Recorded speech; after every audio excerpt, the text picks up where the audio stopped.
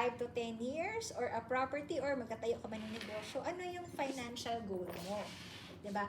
And pangatlo is that, of course, at the end of our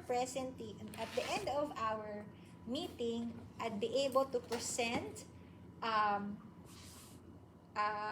ideal solution to your need, okay? Solution yung sinasabi ko ha, kasi sasabihin, parang gusto kong sabihin sa kanya, may problema ka. Okay? So, at the end of our meeting, I'd be able to present an ideal solution to your need. Okay? Kasi may pangangailangan ka. But, of course, no, titingnan natin kung ano ba yung realistic budget natin. Okay? So, I'll be asking lang questions also regarding your finances. Would that be fine with you? At least you ask lang permission. Kasi, minsan nag-google sila, ay, bakit parang masyado ng personal yung tinatanong mo sa akin? Ay, so, kunyari ang pangalan niya is si Mark.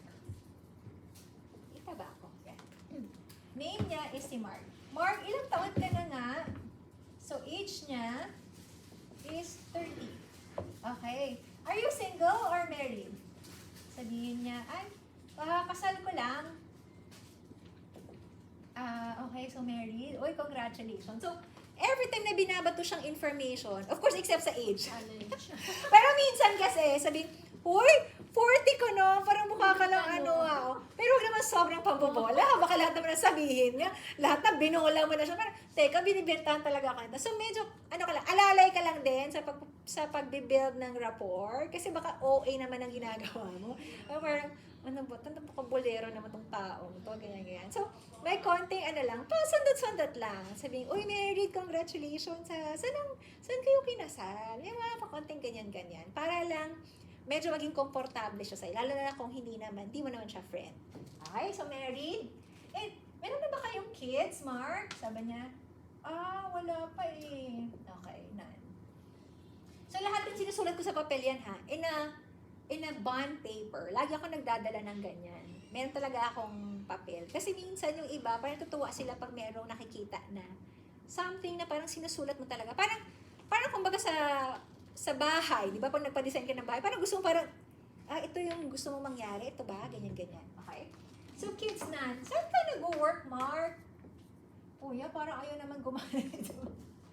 Kuya, baka naman may budget June, baka meron ka pang bago. Baka may bago. Ano yung work mo, Mark? IT. Wow, IT. And, matagal ka na. Ayan, okay. Yan, sige. Thank you. Thank you, June. Matagal ka na ba dyan sa work mo? Medyo pa lang eh. Mga 2 years pa lang. Oh, nice. Okay. And, how much is your monthly income? Okay? Pag natanong kayo about income, very lang, parang diretso lang. Hindi yung parang mahihiya ka. Always make them feel that you are used to asking the income of our clients. How much is your income? 50,000. Okay. So, 50,000 per month. And, siguro, Mark, no? Anong age ka pala nagsimulang magtrabaho? Sabihin niya, ay, nagsimula akong mag-work nung 21 ako. Ay, wow! 9 years ka na pala nag-work. Congratulations, Mark, ha? Siguro ang dami mo nang ipon. Yun nga, ay, Aileen pala. Hindi pala ako natawag na Aileen. Yun nga, Aileen eh. Alas wala. Oh, ganun ba? So, syempre, pag may malungkot din silang sinabi, malungkot ka din, baka matuwa ka naman. So, you always mirror whatever the tone of your client is. You mirror it. But at the same way, ikaw rin yung magdikta ng tono. Pag medyo malungkot, so malungkot ka din. Yun nga eh. Wala eh. Hindi ko nga alam kung ano nangyari. Ganun ba? Huwag ka mag-alala. Very timely pala itong ginagawa natin. Kasi, at the end of this session, magkakaroon tayo ng solution dyan sa mga concerns mo. Okay? So, the reason why I asked kung may savings ka na, Mark, is because I'm pretty sure, Mark, that you are aware na about emergency savings. Familiar ka dito? Ay, oo. Diba, Mark? It should be 3 to 6 months. 3 to 6 months. of your monthly income. Dapat meron kang 3 to 6 months worth of your monthly income sa bangko na hindi mo ginagalaw at naka-float lang siya dyan. Gagamitin mo lang siya or gagalawin mo lang siya pag may emergency. I suggest mag-drawing din kayo ha while I'm doing this para ma-familiarize kayo. Kasi nung tinuro ni Mother Anto sa akin, talaga pinractice ko lang siya na pinractice hanggang siya nagamay ko siya. Okay. So, dapat pala, if your income is 50,000, dapat pala meron kang 150 to 300,000 emergency funds. Tama ba ako, Mark? Ay, oo nga, no?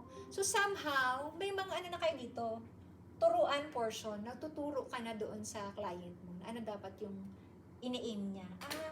Huwag kang mag-alala, Mark. Mamaya, isasama natin to sa budget natin. Paano ka makaka-build ng 150 to 300,000 na emergency funds? Okay ba yun? In that way, you are actually starting to build integrity. Because may tinuturo kang maganda sa kliyente mo. Okay? Now, let's go back. Okay. Mark, ikaw, ano ba yung ano mo? Meron ka bang short-term or long-term na financial goal? Like, ano bang gusto mong ma-achieve? Pang retirement? Pang educational funding? Pang milestone? Sabi, siguro, for now, naiisip ko lang retirement kasi wala pa namang kaming anak. So, ito, financial goal. Dito ko lalagay yan. Financial goal is retirement. Okay? So, retirement. Ano ba yung naiisip mong retirement age? Sabihin niya, pag mga zillennial or mga alpha, 50, 40, diba? Pero pag sinabihan ako ng ganun, sinusulat ko. Ay, 50, gusto mag-retire at 50. O, sige, lagay natin.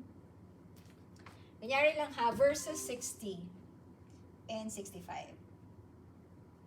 Sinusulat ko, depende ko ano sasabihin nila sa akin. Kasi gusto ko lang makita nila na pag gusto mo palang maagang mag-retire, mas malaki dapat ang ina-allocate mo for retirement plan na budget. Okay? So, kunyari sabihin niya, ay gusto ko mag-retire at age 50.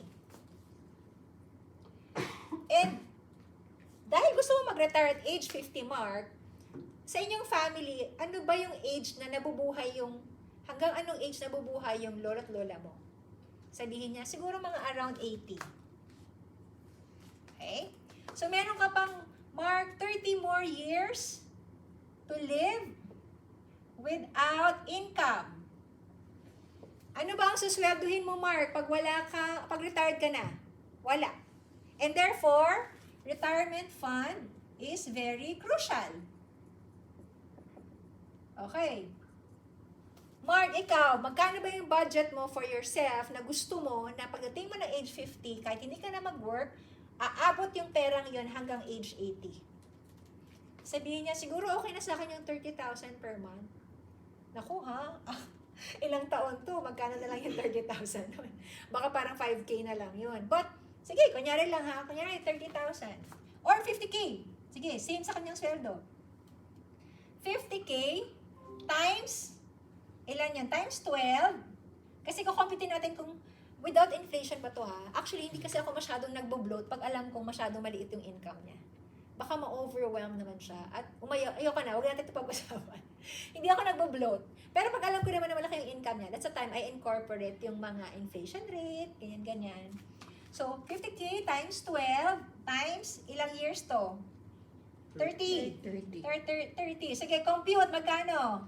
50K times 12 months times 30 years. Magkano? Calculator. 50 times 18 million. 18M. Okay. Mark, gusto mo mag-retire at age 50, kailangan mo ng 18M. Okay, so paano ko yan maiipon? O, sige, divide natin. 18M, mag-work pa siya, di ba? Simula 30 until age 50. So, that's 20 years. 20 years pa siyang mag-work. So, i-divide natin 18M divided by 20 divided by 20 years divided by 12 months. Magkano? Magkano dapat ang iniipon niya every month? 75,000. 75,000. Okay? Mark, kung gusto mo mag-retire at age 50, having the 18 million retirement fund, kailangan mo pong magbigay ng 75,000 sa bangko every month until age 50. Kaya, sasabihin ni Mark, Aileen, patayin mo na. Exactly, that's the point, Mark. The reason why we are doing this is to assess ano ba yung realistic yung ating budget. Pero somehow, ang ating naman galawan ay hindi naman parang sakalan na wala nang ikaw pang gasto sa pang-araw-araw. So, medyo iuusog natin yung retirement mo at age 60. Kasi, pag age 60 ka nag-retire or 65, magkano yan? That's 30 years na, di ba?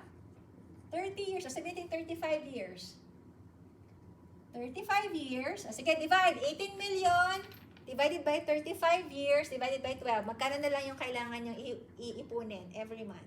42,000. 42. Medyo pasok sa sweldo niya, pero sabihin niya, Aileen, patayin mo na lang ako. Kasi 6K na lang, 8K na lang yung pwede kong gastusin pang araw-araw. Exactly the point, Mark. Pag sa bangko lang tayo, mag-iipon, ito talaga kalaki yung kailangan mo ihulog. Walang daya yan, walang anything, walang hocus-pocus. Yan talaga yan. Pag sa bangko ka kailangan mag-ipon. But, what if later on, I will show you a plan wherein hindi mo naman kailangan maglabas ng 42K a month, pero posible ang 18 million. Gusto mo bang makita yon? O syempre naman, Aileen, anong option ba yan? Gusto ko yan, mas mura. Later, ipapakita ko sa inyo. So, you see, you're also building the excitement of the client.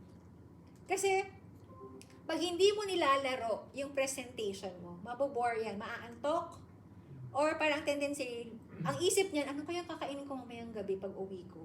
Ano kaya sasakyan ko? Wala na yan sa sayo, wala na yan sa usapan nyo. Lumulutang na yan out in the air. Okay? It's always have to be very interactive. Make sure that yung client mo sumasagot, nagka-calculator, nag-i-interact sa'yo. Okay? So ngayon, balikan natin to, Mark. So kailangan pala is 18 million, siguro by age 65, 18 million. But, di ba, as a married man, you're also a breadwinner. Tama ba ako, Mark? Yes. Okay? So breadwinner din siya.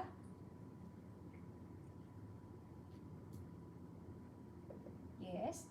And therefore, dapat ang kanyang life insurance coverage, as a breadwinner, Mark, kaya dalawa kayo nagtatrabaho bilang mag-asawa is because it's not enough na isa lang ang merong income. And therefore, diba, between 30 and 50, this is your active years. Meaning, kailangan mo magtrabaho para magkaroon ng income. But, what if, wag naman sana,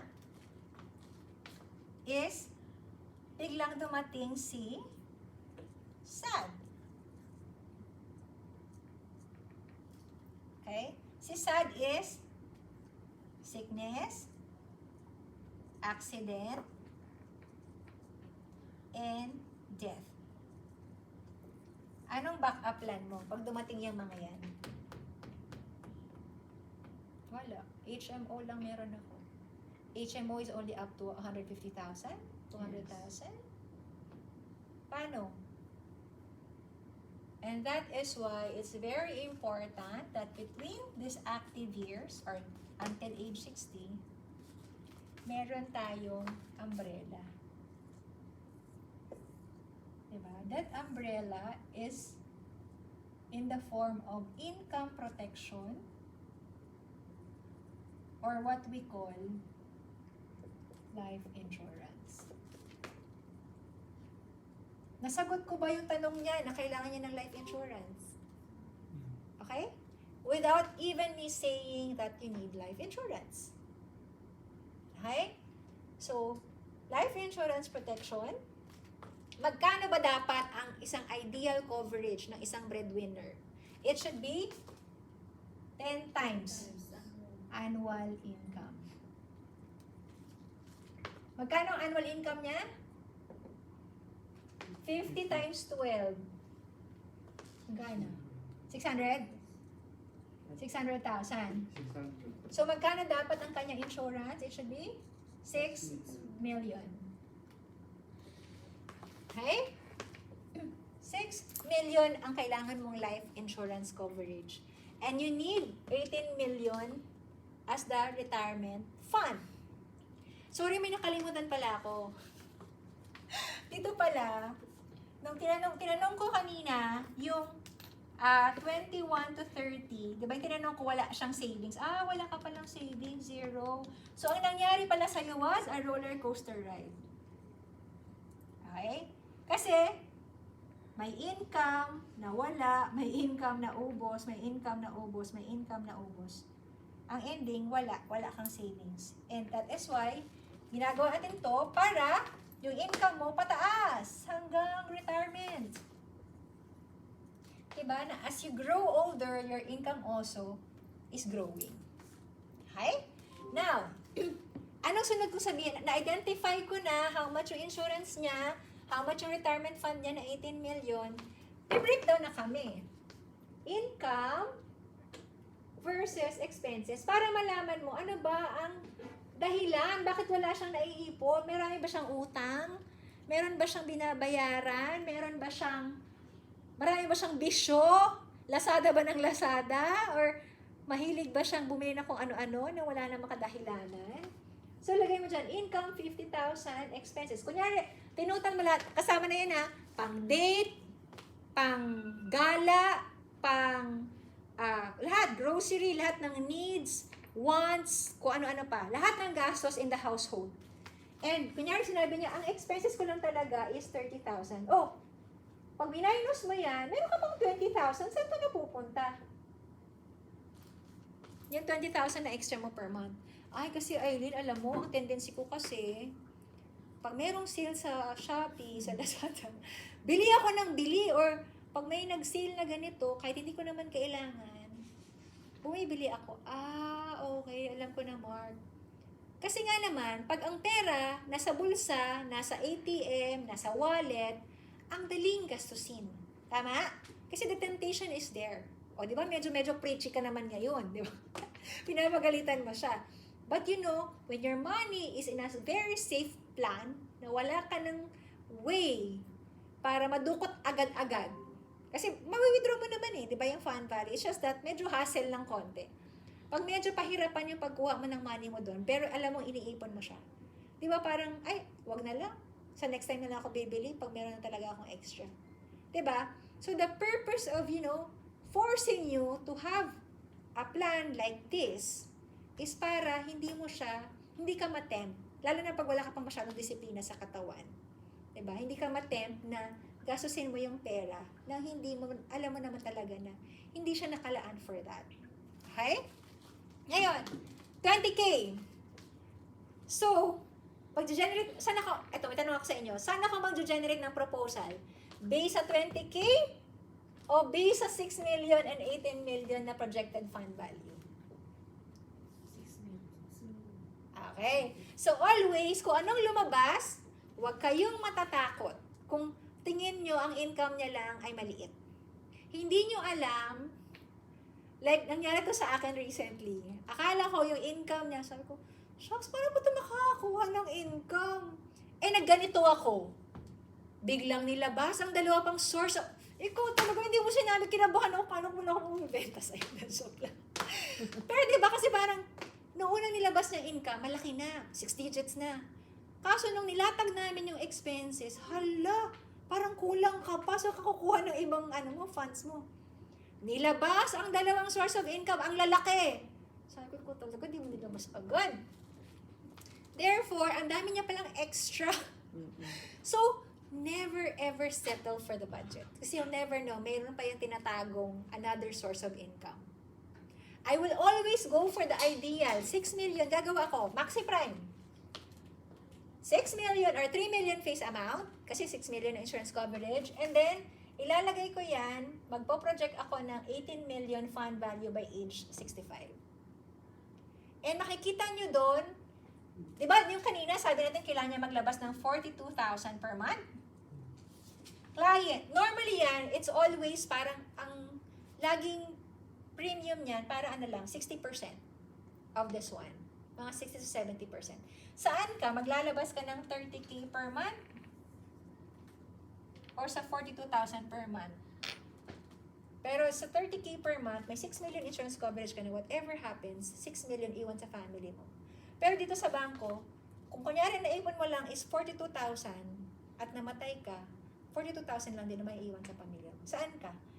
Meron ditong insurance sa 6 million plus 18 million na projected fund value at retirement, or dito lang sa bangko na 42,000 per month, magsisave ka hanggang age 65. Ay, dito na ako sa mas mura. Diba? So that's how I'm able to, that's for example, 30K yung lumabas. Eh, Aileen, 20K lang kaya ko. Ma-maximize ko ba yan? Hindi. Kasi kailangan ko mag-allocate siya for the emergency funds. Ayokong pumutok ang plano niya. Okay? Laging ano natin yon, isipin natin na dapat sustainability. Of course, gusto natin na, gusto ko malaki AC ko, ganyan, diba? Pero it's always think about the clients. From the client's perspective, sustainable ba yan for him or her? Sabihin ko, okay sa'yo, 10,000 sa emergency funds mo, 10K kay Sun Life. G. 60 ka na agad.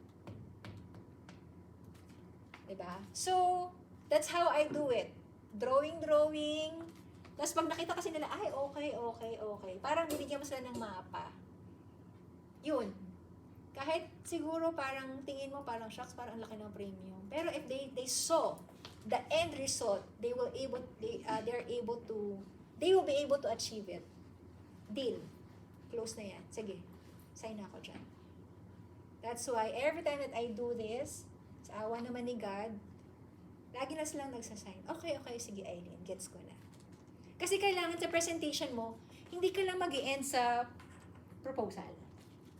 Kasi okay, so ang ganda ng proposal, para saan? Anong purpose? Anong end result ko? Diba? Sobrang na-appreciate ko to kasi every time that sabihin ng client, oo nga, no, okay, so ito na lang yung hahanapin ko, another part ng retirement fund ko, ganyan. So, dinadiversify rin nila. Hindi, kasi, amin natin sa hindi lang naman Sun Life ang solusyon sa lahat. So, kailangan lang din tayo, maging financial advisor din tayo sa kanila. Na hindi porket may mga sarili rin tayong mga agenda, diba? Kailangan din, mas pro-client tayo. Because if you're gonna do it that way, it's gonna produce more referrals. Because nagustuhan nila yung trabaho mo eh. Okay? Questions? Malinaw naman? Anyways, I have a recording of how I do this. Anyways, pinakita ko lang sa inyo kung paano ko siya ginagawa. And maganda talaga lagi, no? Talagang kayo. Ako sa akin, pen and paper always works. Yeah. Tapos,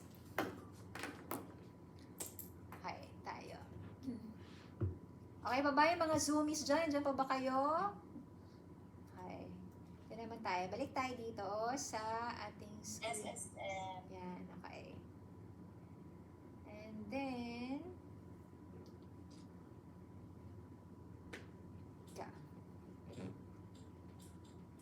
okay, close the deal. Ang tendency kasi sa atin, sa sobrang kaba natin, tayo na yung nag-decide para sa client. Sige ba? Next month, i-follow up. Hi, next month, ang tagal pa nun.